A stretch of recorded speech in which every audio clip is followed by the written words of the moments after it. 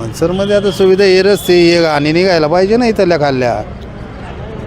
निश्चय चौकाचा टाकून जमतंय का? मळ्यांमध्ये रस्ते नाही काय नाही. आणि जी शेडं बांधल्यात 25-25, 30-30 लाखाची, ती किती लाखाची जाऊन शोधा ना तुम्ही. बेके मळ्यात जा स्वतः बघा निधी किती पाडला आणि ते शेड कशाचे स्मशानभूमी बांधली का ती.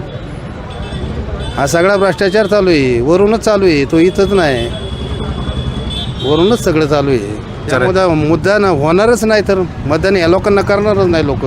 कोणत्या लोकांना? हे जे याच्यामध्ये चालू पक्षामध्ये महायुती सरकार यांना नाही करणार लोक. पैसा दाखवतात 100 कोटी 200 कोटी, त्याचं कामं काय आहेत? कामं दाखवा ना तुम्ही. आता कसं असतं आपण आपलं घर बांधतो, घरामध्ये किंमत किती खर्च येतो तो मालक सांगू शकतो की नाही.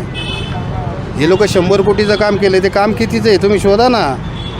अहो त्याला अजून जर 1 वर्ष नाही झालं ते पडायला लागले भिंती रपारप, तर ते काय शेड बांधतायत काय? कुठल्या भिंती पडल्या? बेके माळ्यातल्या. काय बांधलंय तिथं? तिथं सभागृह बांधले, जाऊन बघा ना, शोधायचं तुम्ही. वार्ताहर आहे, जा ना तिथं. ठेकेदार कोण होतं? ठेकेदार आम्हाला नाही सांगता यायचं कोण होतं. आम्ही ठेकेदार नाही माहिती, इंजिनियर नाही माहिती.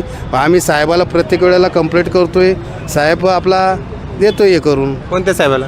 हे शिववर दत्ता गांजाळे यांनी आरोप केले होते. मग ते आरोप खरे होते ना त्यांचे, पण चुकीचं नव्हतं.